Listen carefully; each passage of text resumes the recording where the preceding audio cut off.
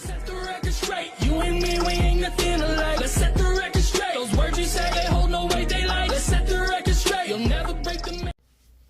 Hello everyone, welcome back to another custom die-cast review. Today we have Erik Jones with the 2022 number 43 Focus Factor. The win that came at Darlington last year. His only win, but it was a good one too. It was Cake to Confetti. This was actually available in the Bottom Bag Diecast Cake to Confetti Wave. It is no longer available because it has been purchased.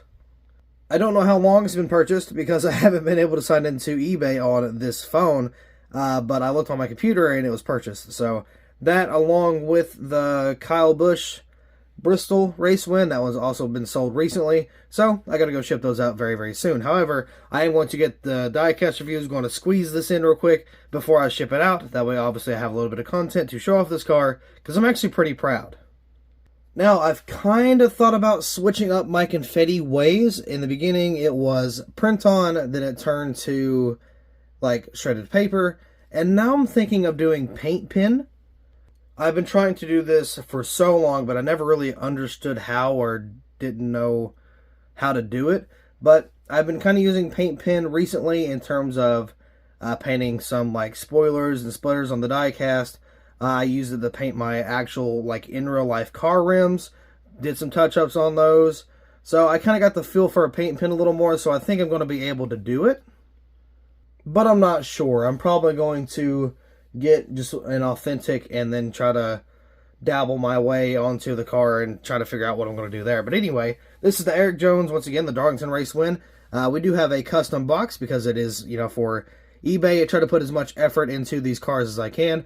So what I added was on the top, was probably my favorite part, was a Cookout 7500 there, which is a little blurry, but that's just because the whole thing's blurry. If I actually focus it, it's not as bad. There you go. And then, of course, you got the winter sticker, the race version, and then you got the Bottom Bag Diecast logo down at the bottom. Fitting, I guess. And then you got the Cup Series logo. That was already put there. Same as the Next Gen 2022 season. That was already on the box. So, that's the box, and not a whole lot. But I'm actually going to start fixing these two. I'm going to actually put over a new, tag or a new label for them to actually, mark what they are instead of just the Erik Jones Focus Factor car. But anyway, this car was fun to make. I had a lot of fun making the confetti diecast, or the Cake to Confetti diecast, so this is just another one that was really cool to make.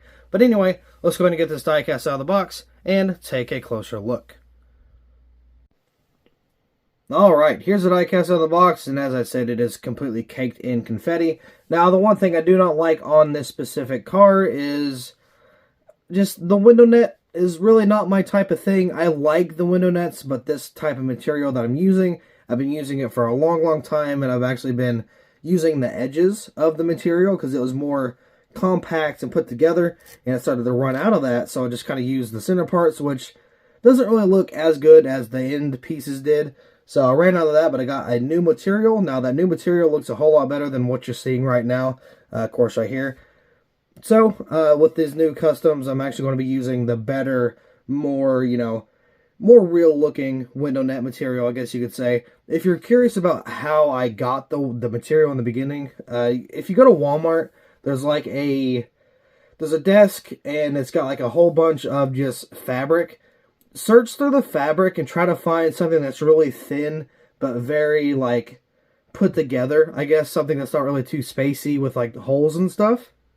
That's your best bet. That's what I've been doing. I've been doing that for years now, so that's kind of my little technique for my, window nets. But either way, covered, caked, completed, just scattered, all kinds of stuff. We got a pretty good variety of coloration here. We got black, maybe. It's either black or brown. I think it's black.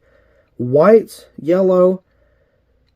I don't think there's orange, but there's definitely red too. So, for a fun fact, for all the red pieces you see, I had to actually go back and paint them, not paint them, but Sharpie them, because the color kind of wore out and it kind of drained when I was putting it on the car because I have to coat it.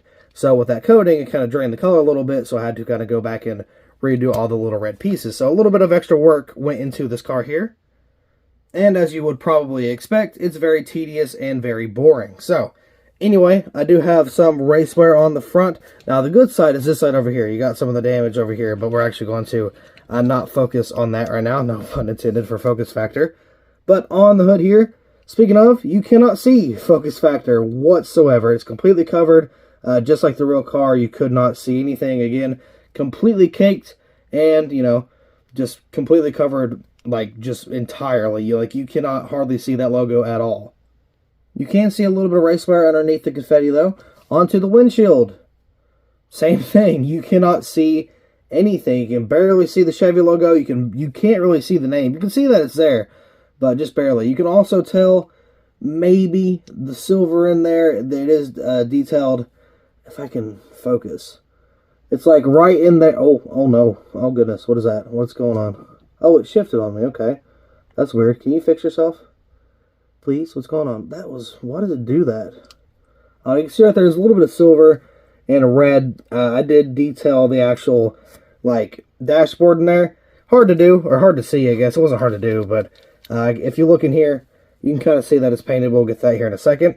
Got the 43 on the roof. Now, this part right here is kind of missing confetti, but it's not missing. It's actually supposed to be that way because they have the little, like, promotional boxes on top of the cars, and it kind of blocked out this area. So this purposely does not have a lot of confetti here because of that box.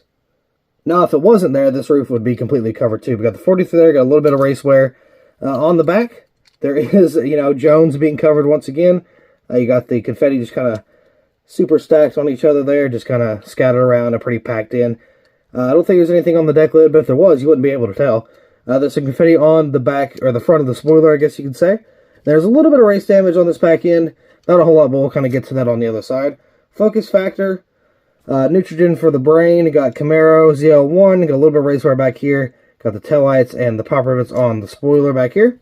Here's some of the damage. Of course, I guess he kind of rubbed up against the wall a little bit. You can see some tire wear there. Got some of the scrapes, some of the buildup. That scrape right there, that brown scrape. Got some more confetti there. Erik Jones, Back Tools, STP.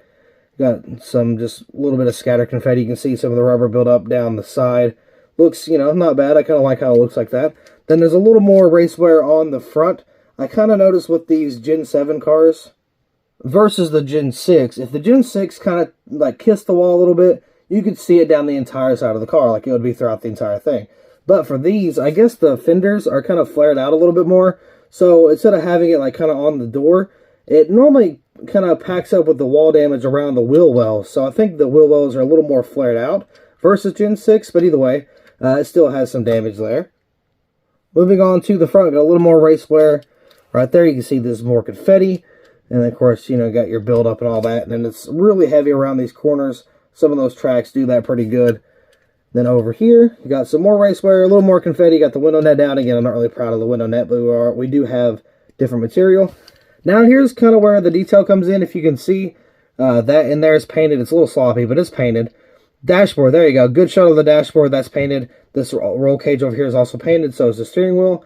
You can see I guess that's a fuel, not a fuel cell, what in the world? A fire extinguisher, maybe? And then, of course, the gear shift is in there painted too. Over here, you got the Goodyears. Not really any race wear on those. You do have some damage around the back in here with some of the fuel spillage. So yeah, there's that for the car. Then, of course, underneath, there is no, like, you know, detail or anything. I did black out the glue holes, but other than that, yeah, I mean, that's pretty much it for this car. A very interesting race one. I gotta, guess, fix that for whatever reason, because I don't want to stay in one place. I was actually very excited to start this car. At first, I was kind of slow with it, and then after I got the confetti on there, it was actually pretty fun to do. But again, this is no longer available. It was just sold, I guess, today. I saw it today, but I hope it was today, because I don't want to have a bad, like, wait time or anything. But yeah, so there's the Focus Factor diecast for, of course, Darlington. Back in 2022. Again, very nice scheme. I do like how he won in it, and I was able to make the custom. I have no clue if they're actually going to make it in the 164. But either way, Lionel was too slow because I beat him to it. Of course, obviously, it's a little different when you're making one diecast versus, you know, thousands for mass production. So, I mean, yeah. And not only that, they're actually getting everything accurate. The confetti is probably the hardest part. Either way, though, I do believe that'll be all for this custom diecast review. So thank you all so much for watching. I hope y'all enjoyed, and I will see you in the next video.